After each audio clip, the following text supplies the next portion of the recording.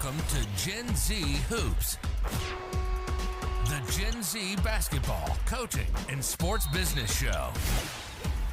On this podcast, you'll learn from professional players, coaches, and executives from all over the world and see the court in a brand new way. And now, joining you courtside, your Gen Z host, John Hartofilis. Annanya, what's going on? Hey, John, how you doing? Doing great. I mean, it's not like we already spoke for a half hour, an hour, maybe even before we even started recording. So great to having you on, of course. We're going to jump into all the really cool things you do, and I'm obviously really excited about it. So can't wait to just dive right into everything you're up to. Thanks for having me on. And of course, we had to have the epic 1 hour podcast chops. That's just what we do around here. But yeah, really excited to get into this with you. Definitely how Gen Z hoops roll. Definitely, but also don't want to do this. We could do the same thing here, right? But want to jump right into it. Just for our listeners, if you can kind of give us some background on maybe your playing career to Zusa, right? Maybe kind of that way that you got so interested in basketball and to now where it's driven so much of your entire life. You know, I know you hate when people say this, but basketball has been a part of most of my life. Started playing in second grade, but really started playing seriously around middle school. I had a coach who was a previous Division I coach. She coached at Santa Clara and Syracuse, and she started training me when I was in seventh grade. So that's when I really got serious about my development and knowing that I wanted to play college basketball. From there, just, played AAU, high school ball, kind of worked hard to try to get an opportunity. A lot of Division IIIs primarily recruiting me coming out of high school. I had one Division II opportunity that was Azusa Pacific. I had the chance to go do a tryout there one weekend. I played, the coach liked me. He said that they were gonna offer me a scholarship. This was out of like 30 to 50 girls that went there to go play, and they liked me. So that was a really cool opportunity, and I wanted to play at the highest level possible for me.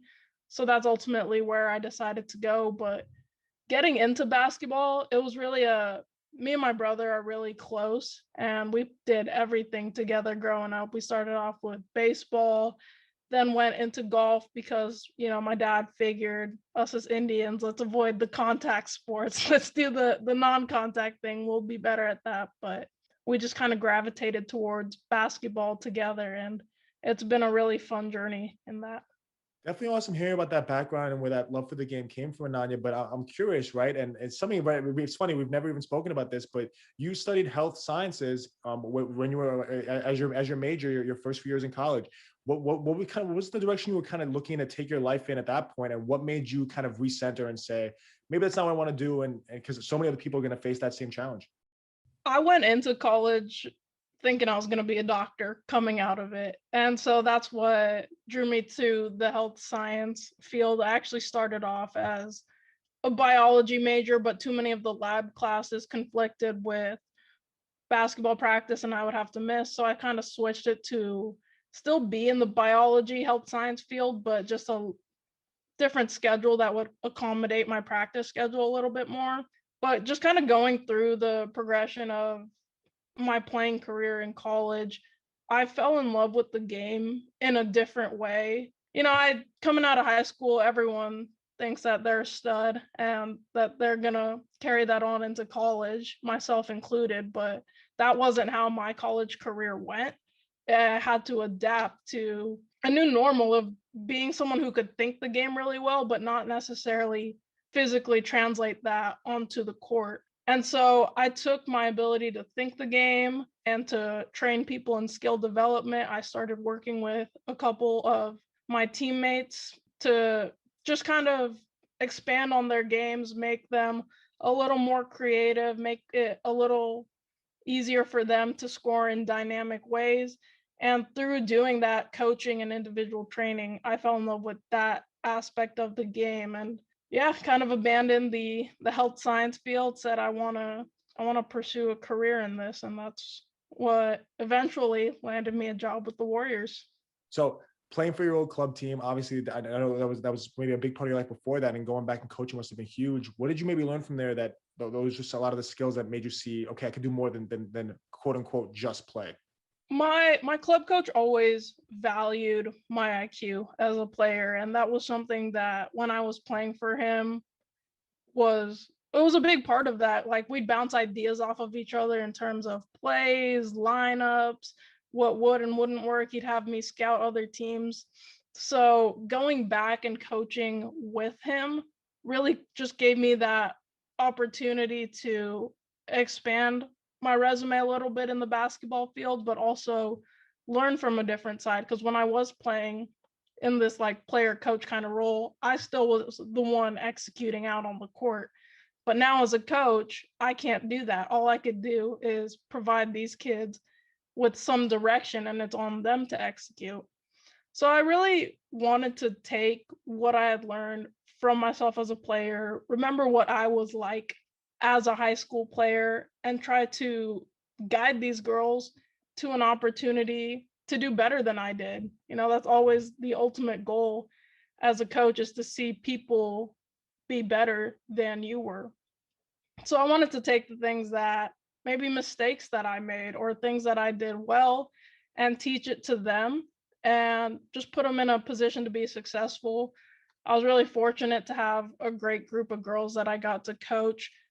A lot of them are off playing college now. We got one at Sonoma State, one at University of San Diego, one at Cal Poly, just kind of all over the map, playing at various levels, but just showing their love for basketball and letting that continue. I got to live out my basketball dream of being a college basketball player, and just helping another kid get to their goal and live out their dream is something that was really special to me. So then thinking about then at the same time, all right, we're going to get into all this cool stuff you're doing now. Maybe start us off at the beginning, right, with NBC, right? And like, talk to us a little bit about what it was like getting that job, right? I think, right, that was like your first time outside of coaching, doing something else to maybe extend that love for the game off the court. Maybe what did that first step into it look like? When I got that job at NBC, so I was doing my first master's. I graduated with my bachelor's in health science early, was still on scholarship to play, so said, why not? Let me go get a master's, get this partially paid for. So I was working on my MBA with a concentration in sports management from Azusa.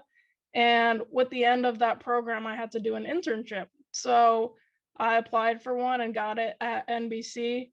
I always joke about this with my former boss. I'm like, I have no idea why you hired me. I had no broadcasting experience prior to this. Like, I literally knew nothing. I was in the job, Googling things like, what are these guys talking about? I have no idea. But I'm just like so thankful to have gotten that opportunity and explore just, again, sports from a different angle. Now I've been a player, I've been a coach, and now with NBC, I'm part of the media world. And through that, I've just had the opportunity to have great conversations with just incredible basketball minds.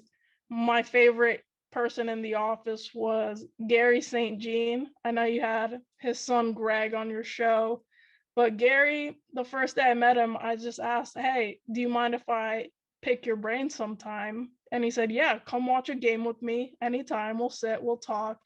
And then every time I'd see him around the office after that, he'd say, there's my girl, and give me a big hug. And it's just really awesome to be around guys like that. Chris Mullen would say hi to me. You have Kalena Azubuike, just these big professional named guys, like Hall of Fame type players, so down to earth, just willing to talk to you, answer your questions. And I'm really thankful for that experience at NBC giving me that. It's huge, and I'm sure, right, that definitely helped you out so much and everything else you were doing. Maybe, I mean, and we're talking about a lot of cool things. So I might be jumping around a little bit, but tell us a little about that, the Warriors, how you ended up in that spot. Obviously, super cool, being a part of your hometown team, being at every home game, and doing all that stuff. So, yeah, tell us a little about that. Coming out of college, I was just looking for a job when I moved back home. I was working on my master's, but aside from that, I didn't want to just be sitting around the house doing nothing. So I said, let me find a job. And, prior to the Santa Cruz Warriors thing coming up, I'd actually applied for and interviewed at a high school in Santa Cruz to be the head coach of the girls varsity team. A number of the girls that I was coaching in club played for that school. I thought it would be a great opportunity for me to continue to have my hand in their development, just for me to grow as a coach, but to also help them grow as players. I was like, we're going to win state. I thought I nailed the interview, but they went with someone else, which is the unfortunate part of not just every industry, but in sports in general. It happens a lot because it's such a small field. The demand is very high, but the supply of jobs is low. So you're going to get a number of rejections. So I just remember sitting at home, kind of sad about not getting the job, scrolling through LinkedIn, as you and I love to do. And I saw that Santa Cruz Warriors had a job for a game day statistician. I said, why not? I applied for it, went through a phone interview, got past that stage, then went to an in-person interview. And in that interview, they had me kind of practice with their stat system. So I practiced calling, which is essentially you describing what's happening on the court, inputting, which is you taking what the caller is saying and putting that into the system, stat software. Thought I did horrible. Like, I was just all over the place with the software. I felt a little rattled, but I think that my first boss there and the guy that interviewed me could tell that I had a feel for the game. I understood it. And he gave me that opportunity with Santa Cruz, which was big for me, because without that, I never would have gotten to go up to the big boys and work for Golden State, because, Golden State needed someone to fill in for stats for a couple games with them. And this was the 2018-19 season. So I got to go up there for a couple regular season games. I remember doing one against Milwaukee, getting to watch our Greek freak Giannis Antetokounmpo play.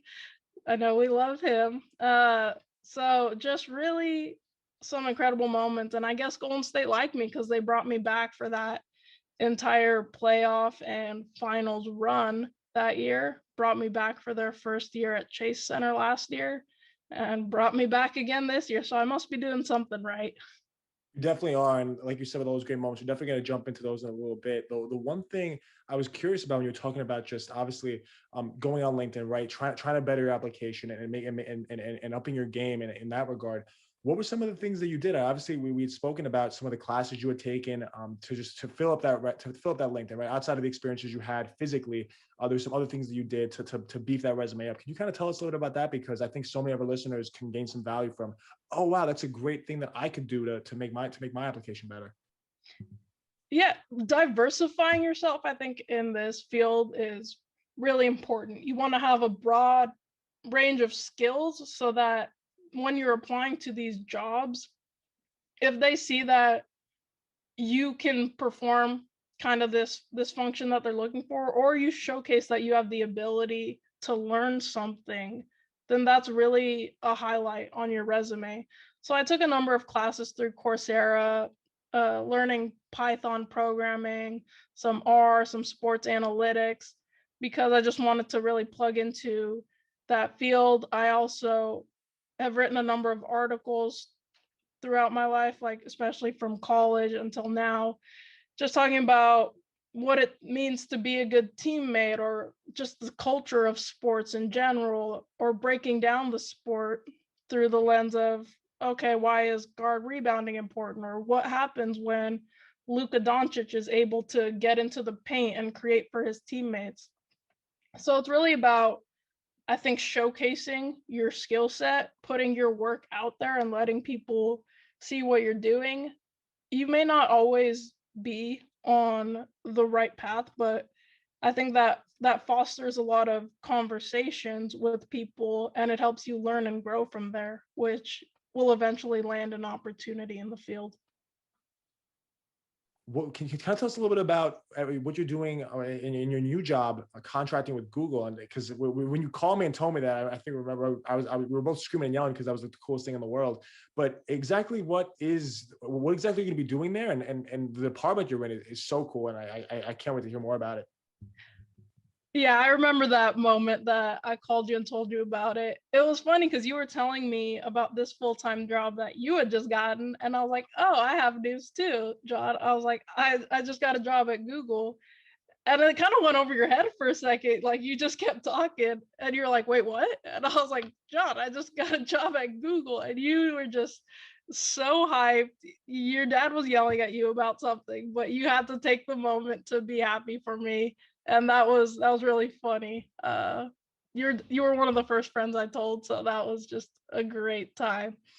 But with this position, contracting at Google, so I technically work for a staffing company called Adecco, who employs a number of contractors at Google. Google contracts, thousands of workers a year, and I am one of them, working in just kind of their news initiative, what Google is trying to do. If anyone can go to trends.google.com and look at search interest and trends of like, what are people searching for? So my role, and they call me the Fanalyst, which I think is incredible because anyone who listens to my show knows that I just rattle off just absolutely horrible puns from time to time. I love puns. So to literally have my job title be a pun is a dream come true. But yeah, so it's just basically me looking at search interest around sports and how are fans interacting with sports and how can we improve that experience. And I think what's so special to me about this role and something that I take very seriously with it is how many companies can you look at and say that they're considering not only a woman, but a woman of color as their expert on sports? They're deferring to me as the expert, and I don't take that lightly at all. And I think it's an honor, but also a responsibility for me to do it well in order to pave the way for someone to come after me. And that was something really enticing to me about this opportunity, to be the first to do something and to open a door for someone else to come after me. That's so important, right? And thinking about number one, making sure that door is open and doing your part to make that happen. And also thinking about the incredible work you're doing there. Obviously, I can't wait to have more phone calls and hear more about it. Now, to make that a reality, though, you have to keep that switch on the entire time. That switch cannot be turned off. And those that are listeners of the Pacific Division Breakdowns Weekly or your very own show, Gen Z Warriors, know exactly what I'm talking about. If you could tell us maybe a little bit about why it's so important to keep that switch turned on.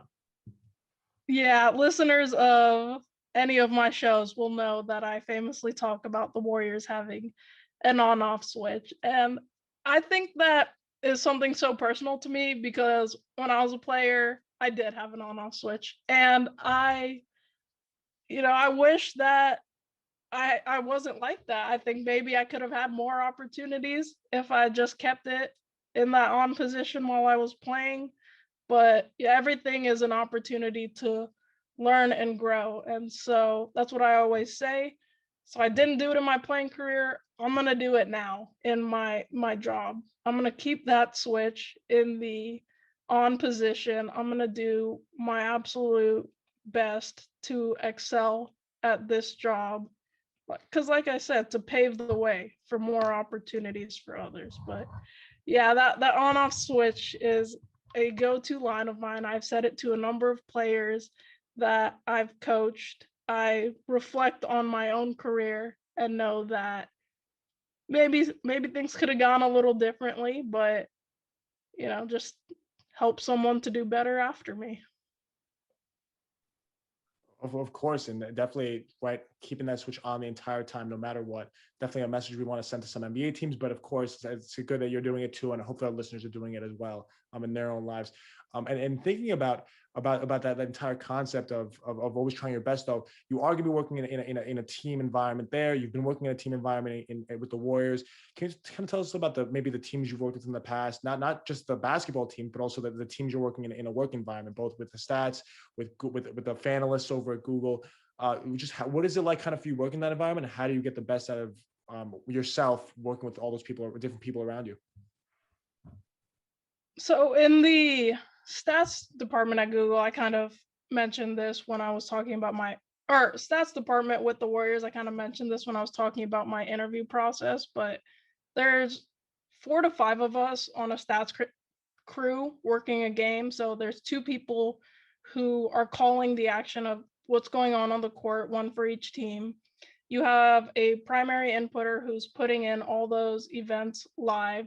And then you have a secondary inputter who's making sure that all those events are in correctly and is also on the headset with the game operations center in Secaucus, New Jersey, to see if they have anything they want us to take a look back at. So when I started with Santa Cruz, I was the primary inputter.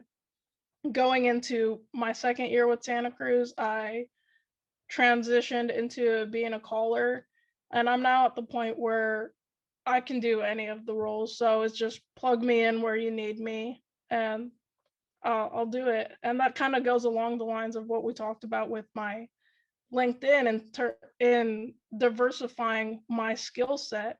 And I think that that's something that makes me valuable is you could plug me into any of those stats positions and I could do it and do it well.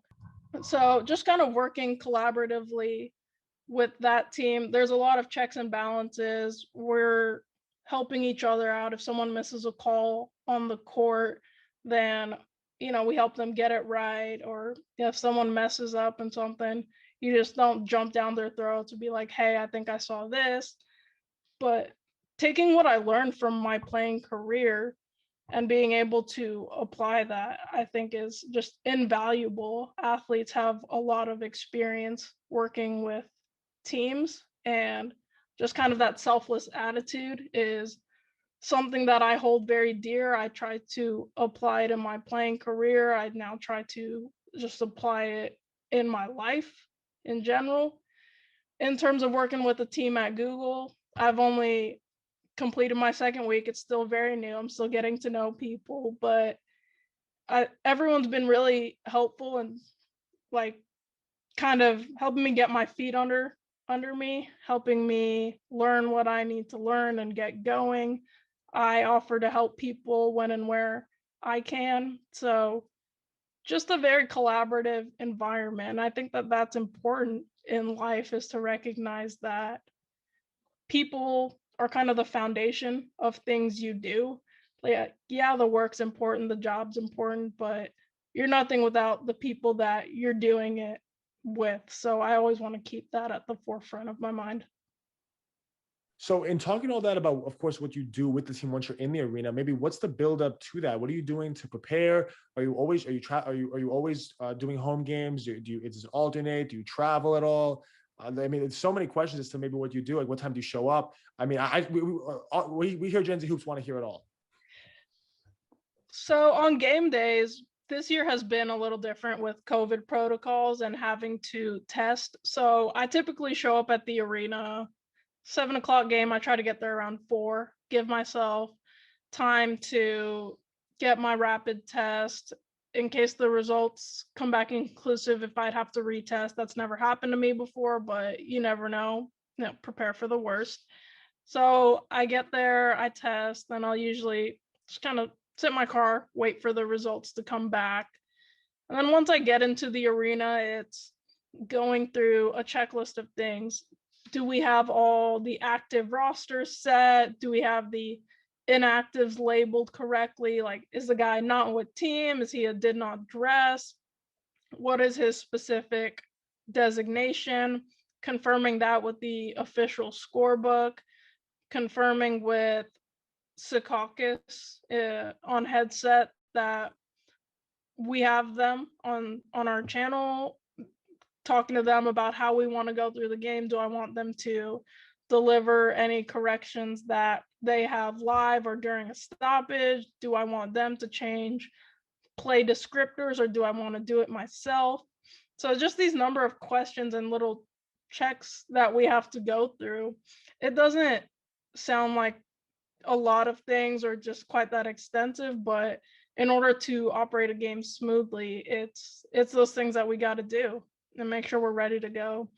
Unfortunately, I don't get to travel with the team. Every NBA team has its own stats crew that does their home games. So that's an opportunity that hopefully one day I'll get when I work in an NBA front office, which is the ultimate goal of mine. So one day I'll get to experience that. I definitely think that's going to be the case too. If there was stock to buy Annanya Raghavan, I urge our listeners to buy it now, because it's only going to go up. Now, in saying all that, right? Everyone probably listening to you talking about all this stuff with the Warriors, there's one man that everyone's thinking about, right? And it is Curry, man, right? In terms of the whole flight, so inspirational thing we talk about all the time as a joke. But in all seriousness, though, he's been absolutely lighting it up all season. You've been watching it firsthand, whether it's the games he's had at Oracle Arena. Obviously, you're watching the games away from it. But what are you really seeing from there? Because we're all from the outside looking in and going, oh my God, the numbers on paper are staggering. What are you seeing? What I see is just absolutely ridiculous. I don't even have words for it anymore when I'm watching it. I sit back and laugh and enjoy the show like everyone else is, and inputting it so that you can all see it up on your box scores. But some great moments from this year before the fans were allowed back into the Chase Center. I was courtside. I'm not now, unfortunately, but I got to be courtside and watch Steph drop 62 in his career high on Portland. Last night I got to watch him drop 49 on the Thunder, just shooting ridiculous shots, off balance, getting fouled. He was robbed of a couple and ones, refs didn't give him continuation. I'm mad about that. He should have had a 50 piece, but it's okay. We'll let that one go. But it's such a privilege to get to watch him play. I don't think we as NBA fans deserve Stephen Curry. I definitely don't feel like I deserve him, but I'm going to sit back and enjoy getting to watch just one of the most prolific players ever play the game. There's not enough words for it. I love the guy. He just plays with such a joy. Like, he will be falling over, losing his dribble, pick it up, toss up a three, it goes in, and he's just laughing down the court. It's so cold-blooded, but just so fun to watch. It's incredible. So you've been watching Steph Curry with your own two eyes all season long, but you also have had the chance to meet Klay Thompson. Our listeners might have seen it on the Gen Z Hoop story, because I thought that was the coolest thing ever when you took a picture with him. How did that all happen? What did the setup for that picture look like? You thought it was the coolest thing ever. John, if I died right now, I would have lived a fulfilled life because I met Klay Thompson. I could drop dead right now and be happy. But Klay's my favorite Warrior. And I talked about this when we did our Pacific Division breakdown a little bit, but I was in the arena when he tore his ACL Game 6 against Toronto. And when he ran back out and the fans were screaming for him, Oracle Arena was deafening. They call it Roracle for a reason. I started tearing up because I'm like, holy crap, this is just the toughest guy I've ever seen. And he loves the game. You can kind of see how much it pains him to not be able to be out there with his guys. I can't wait to get to watch him play again. But that picture itself, two of the people that I work with on the stats crew have been there for just over 30 years. One of them's the team chaplain, so he knows Klay. And this was the game when we were playing Milwaukee earlier this year, one of the final games without fans. The guy I work with, Walter, the chaplain, goes over to Klay during a timeout and asks him, hey, would you mind coming over, taking a picture? Klay, kind enough to do it. He comes over right after the game, drop everything, take a picture with him, and just one of the happiest moments of my life. I texted it to you right away. I'm like, oh my God, this is just the biggest thing ever. Greatest moment of my life. I'm going to cherish that forever. I'm going to flex on people with it forever. So great moment. Love Klay. Can't wait to see him play again. The whole league can't wait to see him play again, because seeing what Steph's doing now, coupled with just everyone kind of loves both those guys. It's really going to be really cool seeing him come back, and you're going to be able to see it up close, which is really cool. So you've been watching the Warriors up close for the last few seasons, right? Really up close, but just in general, always following the team. Tell us a little about what you're doing with Gen Z Warriors, and maybe what that looked like in you, in the progression of you, in that role. Of really sharing your love for the Warriors.